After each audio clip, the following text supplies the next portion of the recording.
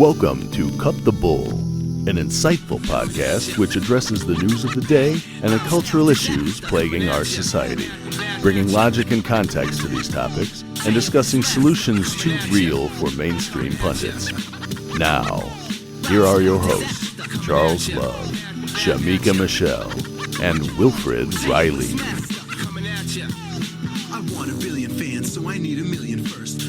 Hello and welcome to Cut the Bull. I am Charles Love alongside my co-hosts Shamika Michelle and Wilfred Riley. And our guest this week is Greg Lukianoff, the former president of the Foundation for Individual Rights in Education. Don't worry, folks, he's employed and he has a great new position that we'll talk about at the end. But I had to stick that in there. Greg, welcome to the show. Thanks for having me on. It's great to have you. You know, time and schedules have shifted things, but that may make for an even more exciting conversation, especially with the announcement. But I originally reached out to you about this long, I don't know, 40 thread tweet you put out, kind of like being the adult in the room, say, everybody calm down. Let's explain what's going on at the CRT thing. Let me tell you where you're right and wrong. Let me tell you what free speech means. So, you know, we were going to talk about that, but then we had to get the schedules together. It's kind of old, but we'll swing back to it. But I think I want to start here. Am I right that, I mean, you've been doing this for a couple of decades, that never before have we had so many people talking and debating free speech, which could be a good thing, yet never have they been so confused about it. Yeah. Am I right? And if so, why is that? Well, you know, free speech that we grew up with is usually on the losing side of history. So I definitely think people have been more confused about free speech in the more distant past, you know, maybe like 1940s or earlier. But certainly within my lifetime, I've never seen it this bad. When it comes to sort of like the myths that are spread about free speech, particularly among young people, like I now have to explain to people, so there's this argument that free speech is only of benefit to the rich and powerful, to the privileged class, and I'm kind of like, okay, where do I even begin with this one? Rich and powerful people historically do pretty well. They don't need the help. Yeah, and in democracies, if your idea is popular with the elites, or if it's more than 50% of the population, then they also do really well. You literally only need freedom of speech for unpopular opinions, things that are unpopular with the people in charge, or things that are non-majoritarian positions. But campuses, partially because they are so hegemonic in terms of being very influential, being very powerful, and tending to be very monolithic when it comes to a political point of view, they've been teaching people for decades now that, free speech is the argument the bad guys make, without being able to admit that actually, to be honest, Yale, Harvard, all of the fancy schools, they're all kind of become the man. They just can't really admit it to themselves. Right.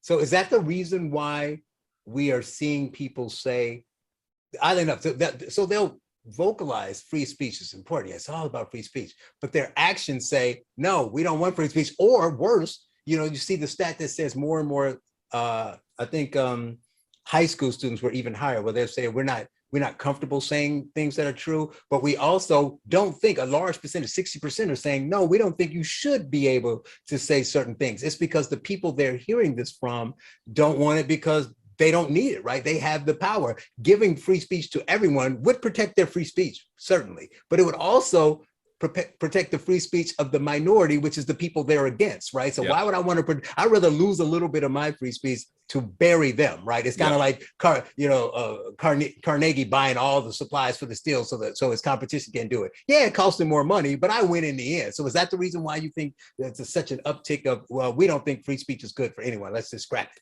I think I think one of the worst actors when it comes to freedom of speech and teaching these bad lessons is higher education itself. And on the one hand, there's a natural process by which, if you have a minority point of view on campus, and to be clear, campuses have, as long as we've been doing measurement, are about 2-to-1 liberal to conservative for professors, even back in the 60s. But now it's more like 5 to 6-to-1, and way worse at particular schools. And when you go from being in a minority position to being in charge, there is a tendency to like free speech and argue free speech when you're weak, and then forget that argument when you're strong. And this is an argument that there's a book by Michael Barabay and Jennifer Ruth about academic freedom that just blows me away. I could do a whole session on it, but it's the closest I've ever seen to someone just saying that. Essentially, we argued free speech when we needed it. We don't need it anymore. So time to close the door behind us. But that's the sort of natural sort of social psychology part of it. It's also just flatly a full-on campaign since the 1980s, led by people like Richard Delgado, who have been arguing since the 1980s that free speech should not be the argument of left-leaning people. Of course, Herbert Marcuse argued that way back in 1965. I debate whether or not how relevant that actually was. But as far as brass tacks are concerned, the attacks really began in the 1980s. Now, of course, with an appeal to go after racist and sexist speech. But most First Amendment people understand that as soon as power has a tool that you think should be to only use it in the following cases in which it's really bad, that's not the way power does it. They end up punishing speech they simply don't like. They end up using it to punish people who are merely unpopular on campus. And so there's been a 40-year experiment on campus with hate speech codes. And to the surprise of no First Amendment lawyer ever, it ends up being abused by power all the time and has done nothing to actually stop hatred or actual discrimination. Will, your thoughts on the current state of free speech? Yeah, I mean, I think this is almost more a comment than a question. I think Greg summed up a lot of this. And I mean, if we have a shorter time frame, a lot of what you said is not really all that controversial. I mean, yeah, the last time I looked at the data on academic breakdowns, I mean, some of it was almost entertaining. I mean, in sociology, you had 59% registered Democrats, 0% registered Republicans, and the other 41% were green, self-declared Marxists, so on down the line. So you see a lot of that. I mean, we all know the figures, 18% of academics identify as Marxists. I guess the question that I have really is, I mean, when you mentioned Delgado and some of these people, I went to school a long time ago. I mean, I'm moving up toward the 40 mark. When I was in college at a very liberal school, all of this stuff like women's queer theory was on the fringes. Mm-hmm. It was like the clove smoking bisexual kid you might chop it up with at a party. How did higher education, I guess this would be my question, mm-hmm. become so dominated by this sort of thing? Moving past kind of the free speech movement, Sproul Plaza and all that into what we have today. Was there just, I mean, what was the process? I guess that's the full question. It's of course, like for all these things, it's guessing, but what it seems to have happened as you have the shift from the pro free speech liberals to the not pro free speech progressives. One of the things that really protected free speech on campus for a long time was the fact that liberals are liberals the way I think of myself as a liberal, that I believe in freedom of speech. And so those people had to die off, get outnumbered, get canceled, or retire before you could actually have a sort of more free speech skeptical ideology take over. One of the things we don't really talk about in my book with Jonathan Haidt, Coddling the American Mind, is how these ideas, got to younger people. And a big part of the story is education schools. Education schools, even going back to the 1960s, were famously, even by their people who were pro-education schools, their defenders would say, okay, true. It's one of the majors with the least hours of studying. It's heavily ideological. And these are even people who were trying to save education schools. And a lot of this kind of ideology really found a home in education schools, so much so that even though we considered it an important case back in 2005, we probably underappreciated how significant it was that in 2004, 2005, one of the accrediting bodies of all education schools in the country said, we're actually required. You're now all going to have to evaluate your graduates based on their quote unquote commitment to social justice.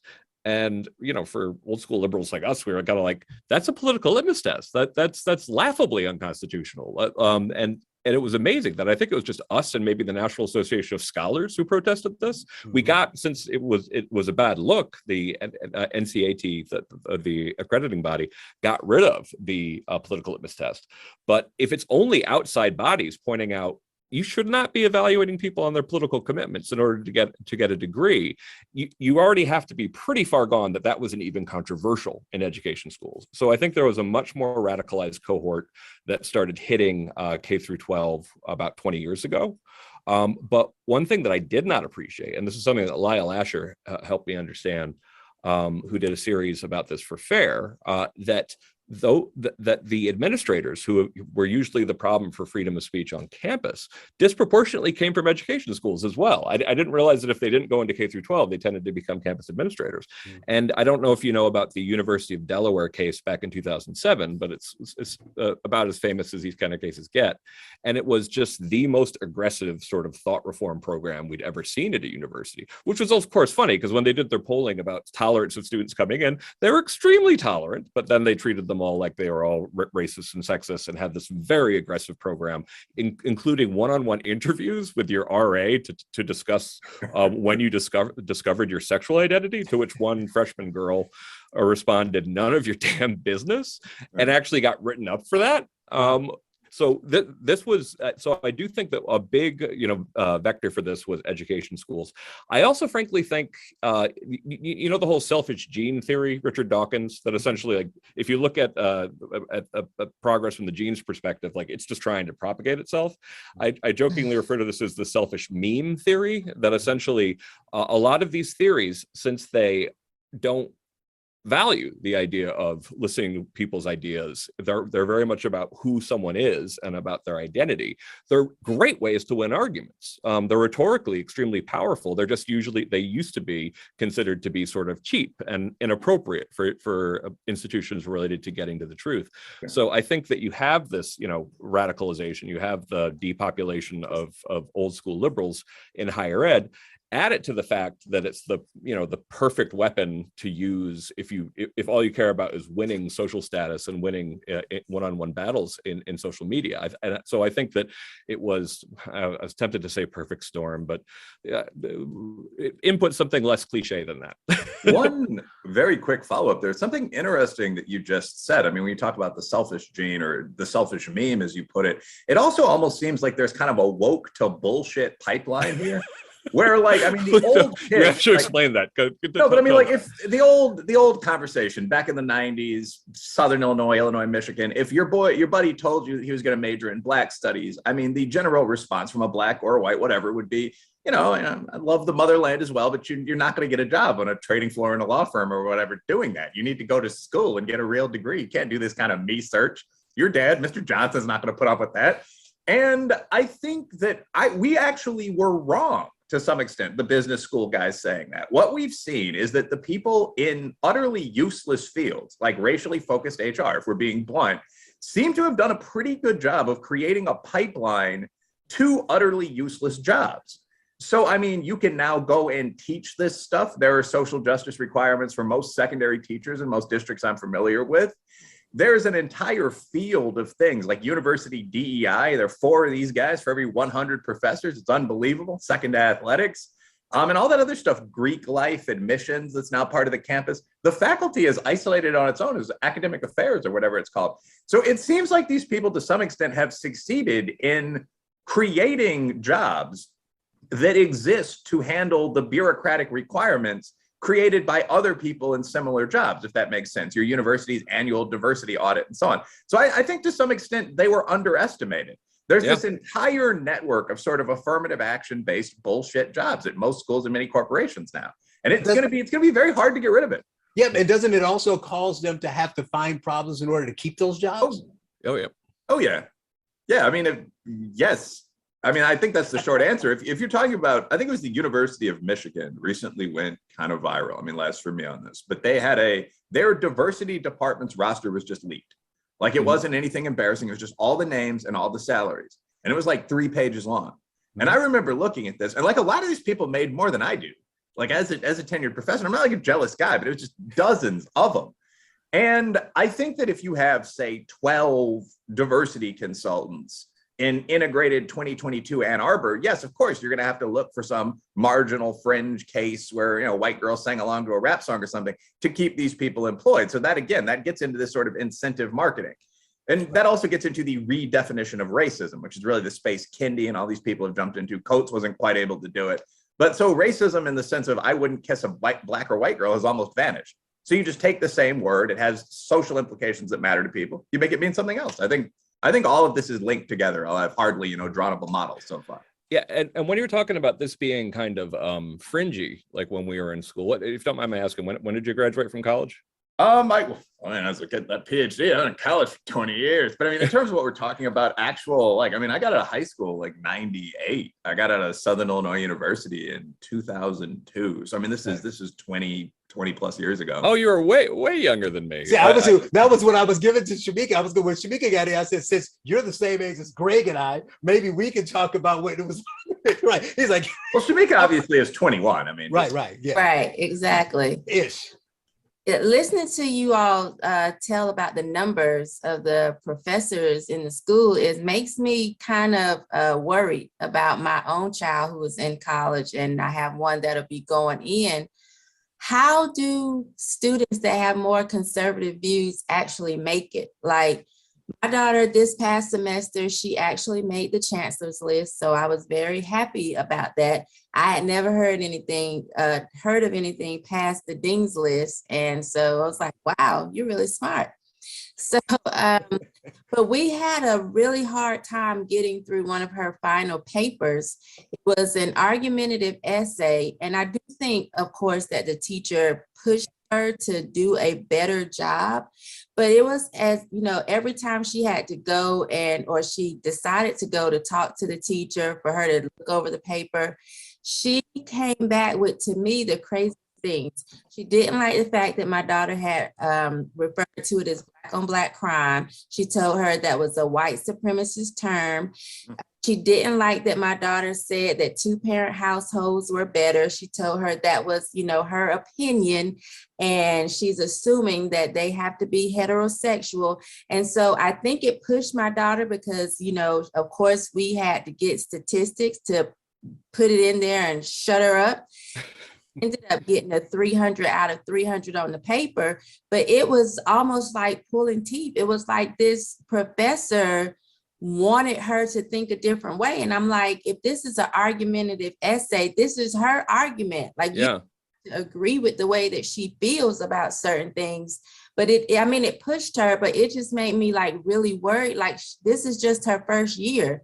And it's already been, she's been met with having to do a full day of learning about pronouns, and it's a lot. And how is she going to make it for the 3 more years? And then I have one coming in after her.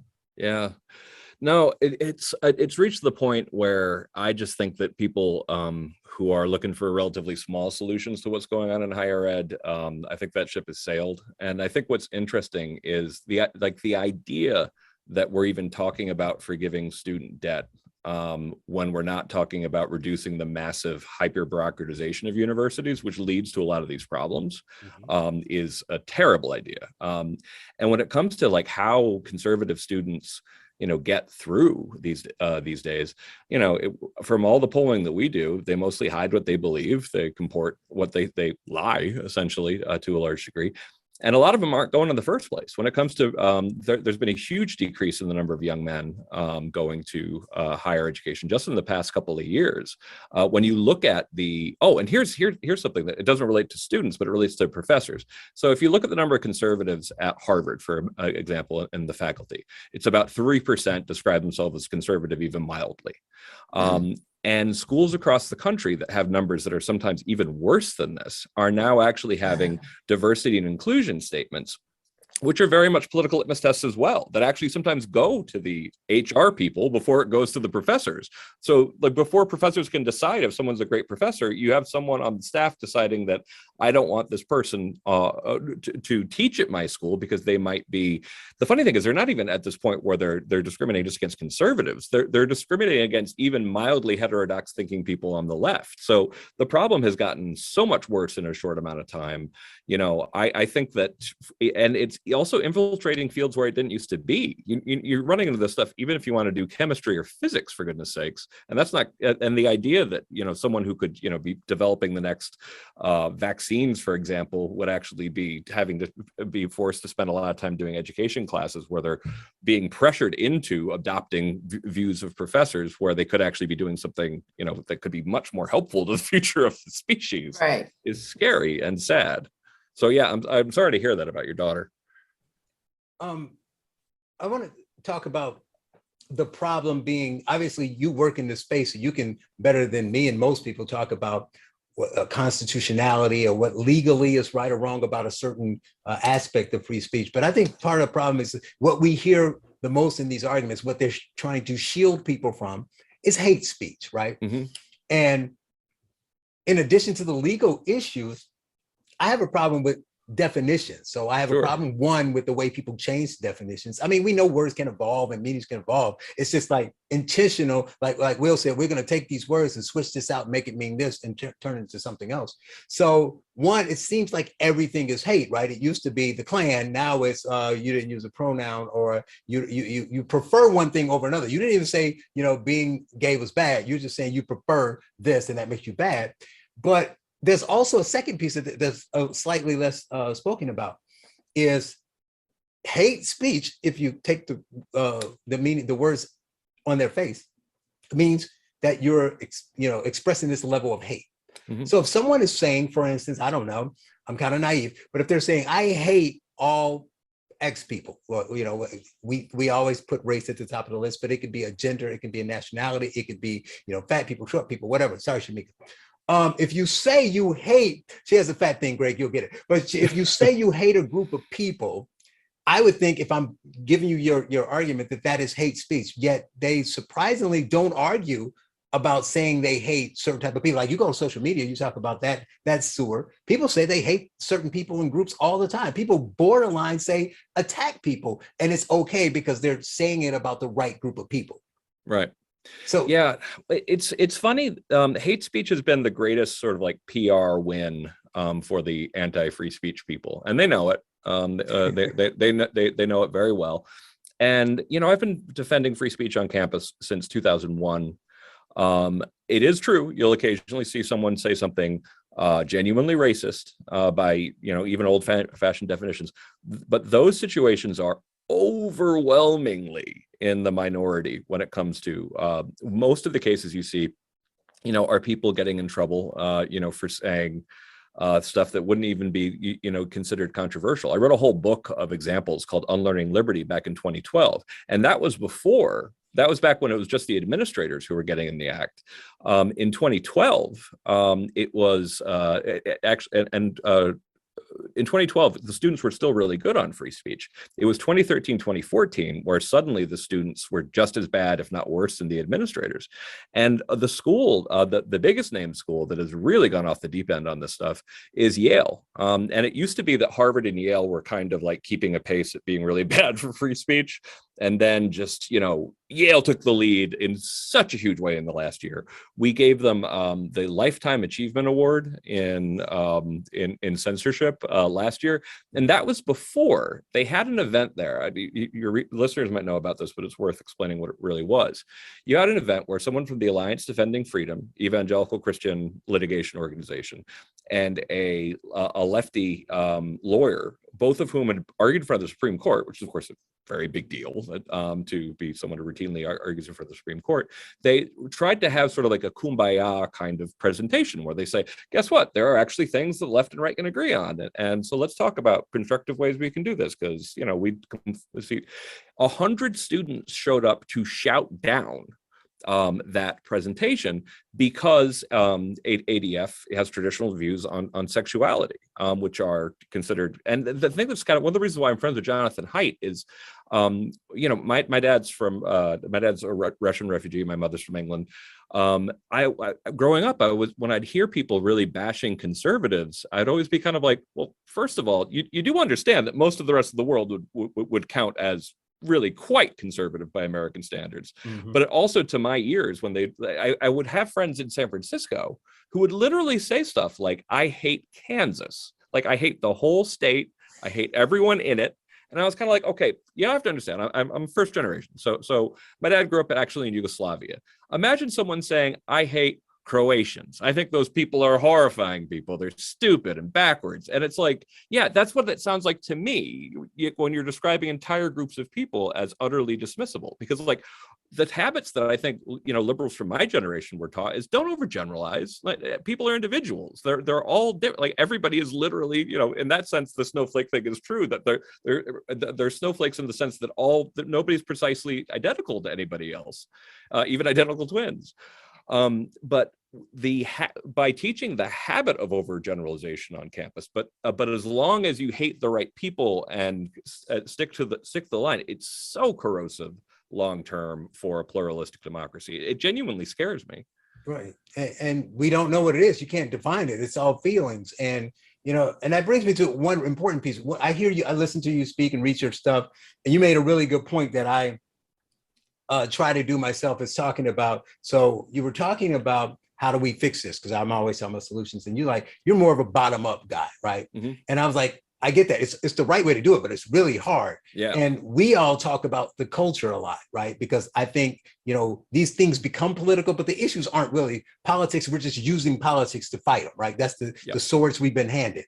But there's a difference between the law and the cultural changes, right? So some things can be unconstitutional, but you understand why they're doing it. Some things can be constitutional, but still not the right thing to do. Yep. But this must make your job harder. But we've gotten to a point that the culture has shifted so much that what the populace wants is different. So what they're pushing for legislatively is different. And their views on stuff. So the loud noise you hear is I'll give you one example. So recently you've seen this thing, I'm sure, with these drag queen things and these kids at the drag queen thing. So there's all this debate. Everybody's upset on both sides. This is great. This is terrible, all this stuff. And so I look at these things kind of different. I take a different approach. So it's not about whether I agree it's right or wrong. It doesn't matter. What I saw in that is because I'm listening to the arguments and they were shocking. So I don't know if you know David Marcus, he's a journalist here in New York. And he tweeted something about this being bad. And a person responded, he's like, well, why don't you just take the kids to a strip club? And the person said, well, the strip club, that's not even the same thing because people have clothes on at the drag show, but they're taking clothes off at the strip club. And I'm like, so crack house is okay. They had clothes on at the crack house. So what I thought was so bad about it is that they're defending it, right? And they're grasping for straws to find a way to defend it. So forget about whether it's constitutional or not. I know that's your angle, but what I'm saying is they're defending it and they're coming up with all this stuff. It's not harmful to the child. Leave them alone, whatever. It's the free speech. Somebody was arguing on the free speech. Parents, I think it's bad, but if the parents want to do it, it's fine. However, I've seen you speak with her, Lenore Skenazy. People like her are being chased down and chastised and sometimes locked up for letting their kid walk across the street. Yep.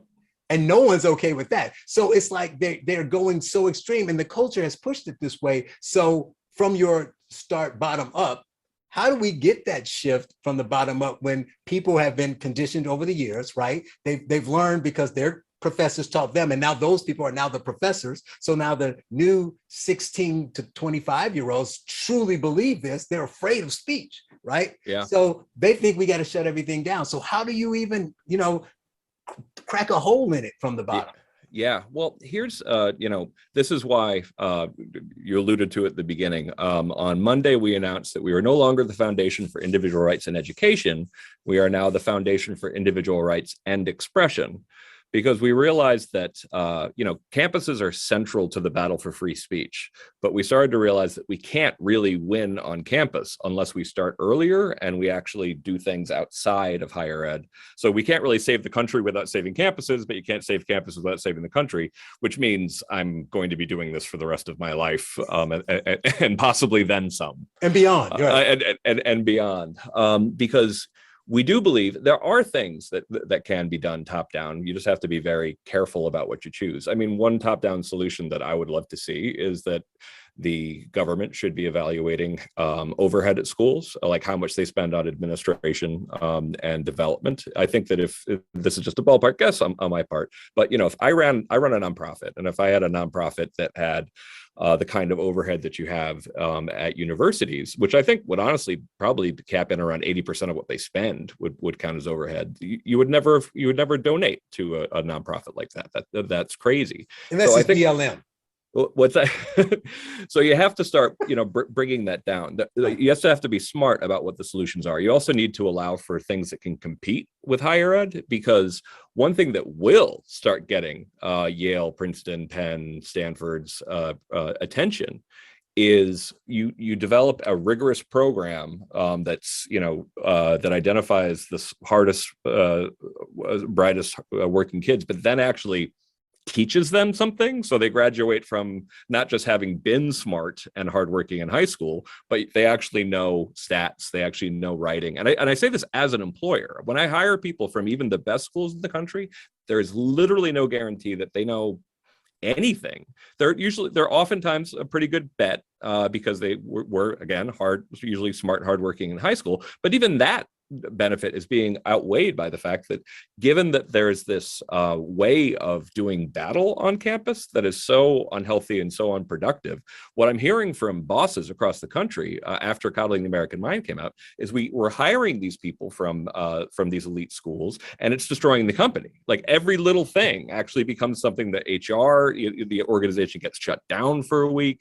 So I'm hearing business leaders telling me, I don't hire from the Ivy League anymore. And I'm like, can you do me a favor? Can you tell everyone that? Because that might get some sense. So there are some top-down things I agree with. When it comes to bottom-up, though, the first thing you got to do is start teaching people anything about freedom of speech, anything that people our age actually knew about it. That it was one of the things that we're trying to make sure that people on the left remember or be taught oftentimes in the first place. If you like the civil rights movement, if you like the women's rights movement, and you like the gay rights movement, those were brought to you by freedom of speech. And if you talk to John Lewis, if you talk to Frank Kameny, if you talk to Nadine Strawson, they will tell you, and in beautiful language. I mean, John Lewis's whole thing was, without freedom of speech, without the First Amendment, the civil rights movement would have been a bird without wings. And I want every young left-leaning person in the country to learn that. And if they have to learn it from us, so be it.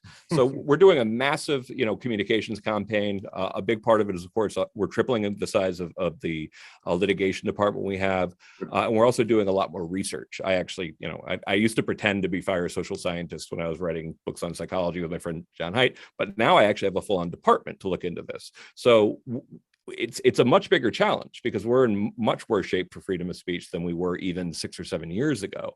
But you really have to be pretty comprehensive about it. The good news, though, Charles, is that the polling shows that white, black, conservative, liberal, most Americans actually still really appreciate freedom of speech.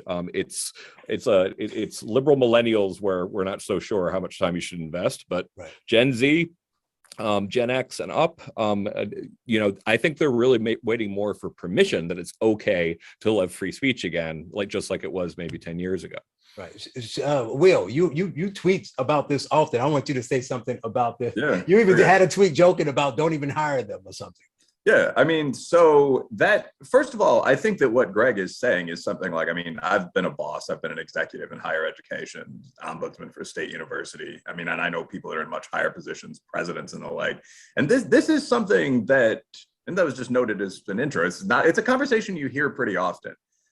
So what Greg said, that there are a lot of people in business or industry that just won't hire people. I more often hear it about specific fields.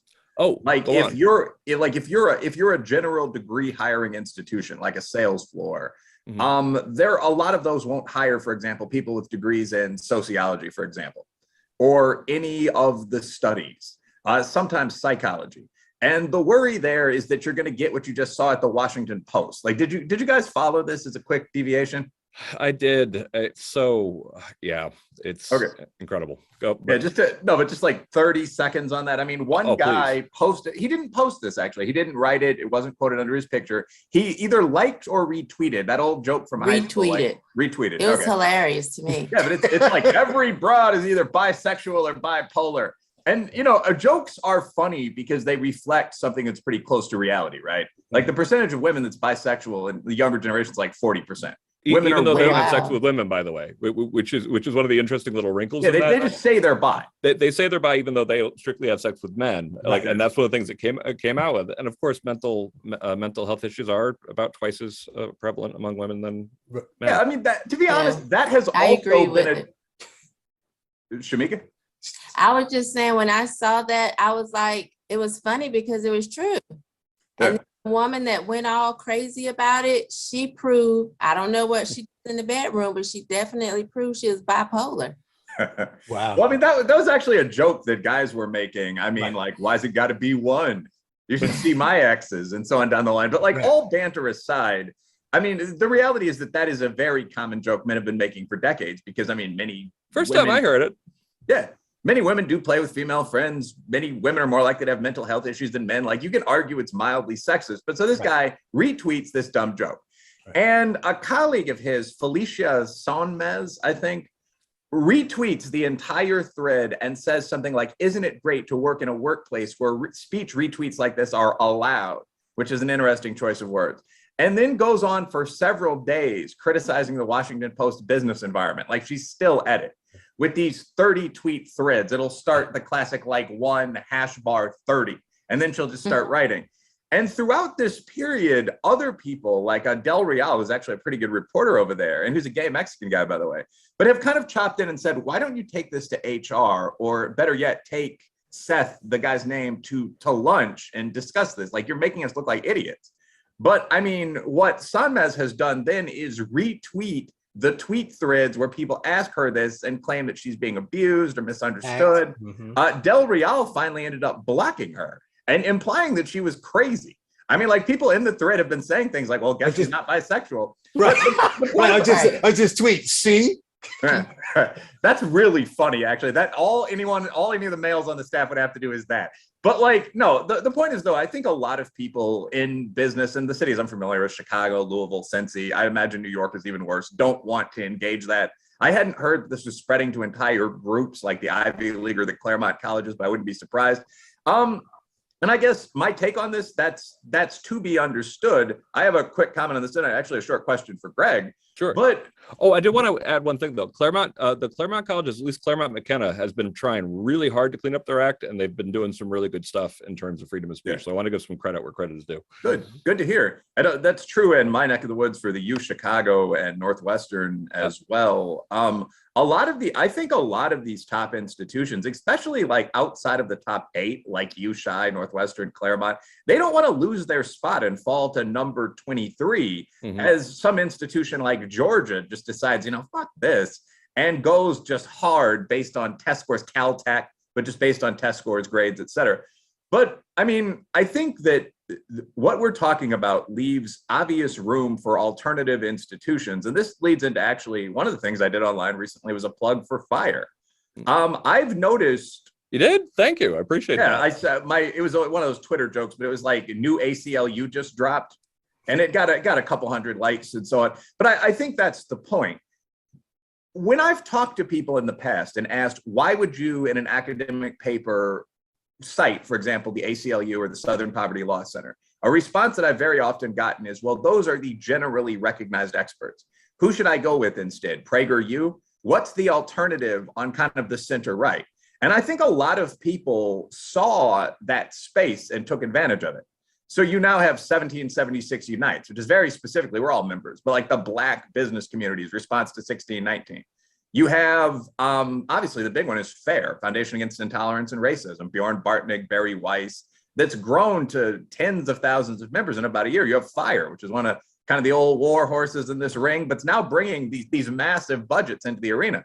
So I think you're going to see people say, okay, we're University of Austin. We're very explicitly going to be an alternative to, for example, the sociology department at Princeton when it comes to educating kids, or to the SPLC when it comes to taking civil rights cases forward. So in an easy softball over the plate, what do you see as the future of those alternative institutions? Are they going to be necessary, and will they be successful, or will just the pressure a la charter schools knock the mainstream back to sanity? What do you think? That's a great question. And yeah, we need to be doing all sorts of, I realize actually in light of the joke we just made, all sorts of experimentation sounds different to me now. We need to be doing all sorts of alternatives. And so University of Austin is something that I think every American should be pulling for. I did a Jane Coaston's show for the New York Times podcast, and she's always really fun to talk to. But there was definitely a sense that I was supposed to, like, well, how do you know it's not going to just turn into another right-wing school? I was like, I don't. But the current situation can't keep going. This is insane. Also, why would that be bad? Well, who cares? Yeah, Yeah, like what's the, I don't mean to be big, but what's the percentage of liberals at Yale and yeah. the entire, then the social Well, science wing? I mean, that's and it's one of those things where just that's not what Pano Canellis is going for. Like he actually wants to actually be an old, like in a sense, an old-fashioned liberal arts school. Now, my position with him is like if you're going to be that, then you actually have to care about what your liberal to conservative breakdown is. It can't just be anyone who's good. Otherwise, you go the way of O'Sullivan. But I'm optimistic about University of Austin. I think that Ralston College down in Savannah is trying some really cool stuff. There's one called Thales that I don't know a lot about, but it is relatively new. There's one that doesn't get enough people studying it, Minerva, which is which out in San Francisco, which is more difficult to get into according to their numbers than Harvard or Yale. And their whole model is just test scores, just accomplishment, really rigorous teaching, and everything from logic to critical thinking. So I think that all of these experiments they'll really start to give the big boys the run for their money when companies in now Austin, I guess, so Austin, Silicon Valley, start hiring from them, realizing that these are actually now some of the best and the brightest. When it comes to what we need to do at FIRE, we have a lot of plans for teaching people about free speech culture, a lot of plans for litigation. Like at this point, the three things we need, of course, are supporters, because we're very ambitious campaign to get the word out, a very ambitious advertising campaign, but also the research, and also we need talent, and we need plaintiffs. And that's not to say that we haven't already found a ton of plaintiffs. We did actually think that because the ACLU is still out there, and Institute for Justice, and there's a number of other free speech groups, we weren't totally sure there'd be a lot of unmet need for First Amendment lawsuits. And we were kind of pleased / horrified to discover that there are a ton. And some of them are just old-fashioned cases, like someone getting arrested for having a parody site of a local police department. It's like stuff that was kind of like First Amendment no-brainers that just weren't getting picked up.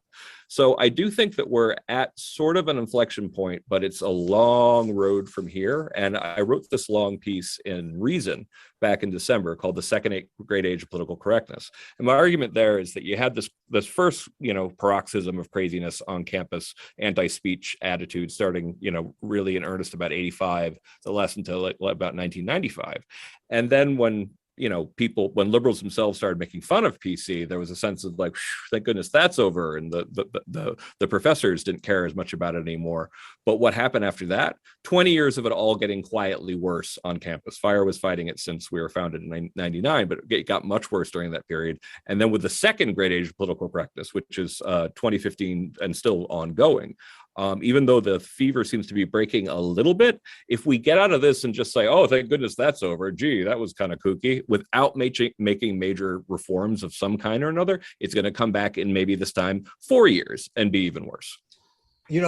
We were talking before we started recording. We were waiting for you, Shamika, and Will was saying something about the social studies and how these people would go into these fields. And what did he call it? He called it the woke to bullshit pipeline. Yeah.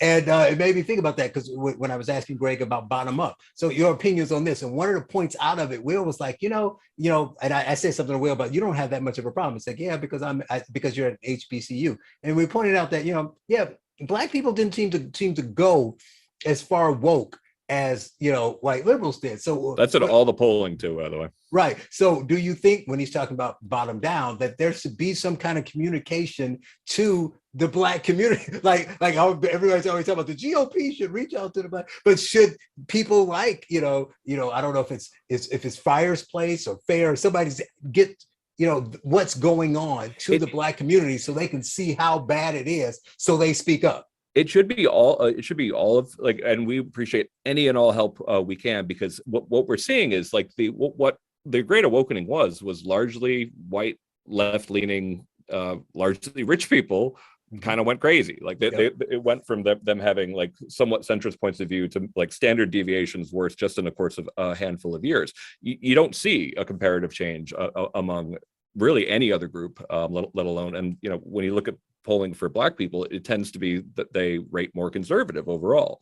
I do think that there's got to be greater outreach there. And I think that the thing that kind of unites sort of American cultural values, from every group is the idea of authenticity. And one thing that hasn't been hit hard enough is that challenges to freedom of speech is telling you, and the current ones, particularly coming out of campus, like, don't be yourself at any cost. Do not say what you really think. Do not show your personality. Do not be quirky. Do not be doctrinaire, or shut up. Mm-hmm. And that's something that goes against a very noble American tradition of anti-elitism. And for whatever reason, we've accepted this tremendous level in elitism, particularly on sites like Twitter, where we let like a tiny little, the 2% of the 2% scare the living Jesus out of everybody else. Right. Were you going to add anything, Shamika? No, I had a question, but it just left me. Well, I'll ask you something really quick on the way out. If it comes back to you in the short time we have, you can think of it. So really quick, we all hear, it came back. Right. What were you all saying about the HBCU? Because that's where my daughter is. No, it wasn't bad about it was about Will not having as much of that push, that pressure like he would give. He's talking about, I don't have any problems. Like, if you were at Princeton, you would, Oh, yeah, so your daughter's at HBCU and she's still running into super doctrinaire professors? Oh, that's yes, and that's what I was surprised about. Because that actually, I think everyone's kind of saying the same thing here, but just very briefly, like teaching at a large HBCU, as a guy who leans right, who's obviously pretty pro-Black, I mean, I haven't really had any major problems whatsoever. I mean, I pretty frequently played basketball, golf with other Black men. A position like mine or Charles wouldn't be unusual at all among Black men with income-producing jobs. And lock up them damn little criminals. I mean, like it's nothing unusual at all in the Black community. So, Will, where are you based? I'm sorry? Where are you based? Kentucky State. Okay, I'm in DC. I was just wondering if you were Howard for a second there. Yeah, no, K-State is in the state U system in Kentucky. It's kind of like the Ohio to Ohio State. It is a bit smaller, but it also happens to be a historically Black college, which is one of those things like on the ground that is not necessarily always relevant. I mean, we're located about 30 minutes from Appalachia. So you actually get into an interesting situation where like the association of low test scores, or we've got to acclimate these students, might not be with Black people. I mean, like there are Black and white students that we want to get out into that mainstream, which is one of the reasons I came here. It's actually a chance to do some good. But moving on from that, because that's not exactly my usual lodging point. Charles's point, I think he made this point really well, is that HBCUs don't tend to be all that woke. And Greg added all of the data kind of supports that. Like if you look at how people feel about street crime or the death penalty, gay marriage, Black people and quote unquote rednecks on a whole lot of measures look identical, actually. Yeah. So this is something that's been very concentrated among kind of the white urban left. But Shamika, you were saying you're still running into this at one of the HBCUs? I think it was that one class though, right? No, because so my daughter that's going to the 12th grade, she's in an early college program. And I was listening to one of her psychology professors, and it was very woke as well. So I thought them being at HBCUs, they wouldn't have this issue, but they're still running into it. Was the professor white? Not to be racist, I'm just curious. Oh, okay. No, the one with my daughter, the first one, she is African. And then the psychology professor was a Black man. Oh, and a man. Wow. Well, they break the norm. We didn't say it'd be zero. It just would be far less than Princeton, right? Yeah, I was shocked and disappointed. I know Gray's got a short window here, and Will said something about rednecks, and it segues to the one thing I want to get his thoughts on. So, because you hear a lot of ACLU and everybody goes back in Skokie. So the Skokie Charlottesville thing is interesting to me. I told you I think differently, but for a different reason. So they defended them in Skokie. They also helped them get the permit in Charlottesville, but then afterwards there's controversy about whether they said, man, I don't know if we'll do that again. But my other piece is this new wokeness has dawned I mean, it happened before, but this new, stronger, what we all even label counter protests, right?